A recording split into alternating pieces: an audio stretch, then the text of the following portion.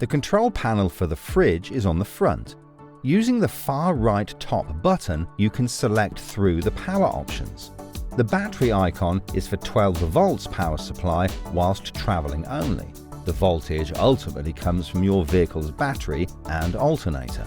And at this point, the fridge only acts as a cooler box.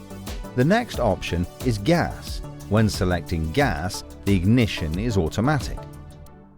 When selecting mains electric, the temperature can be adjusted using the thermometer button, going from minimum to maximum. The auto function lets the fridge decide what type of power to run off.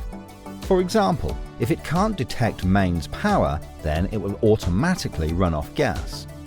This also means that if it's running off mains electric and there is a power failure, the fridge will automatically turn itself over to gas.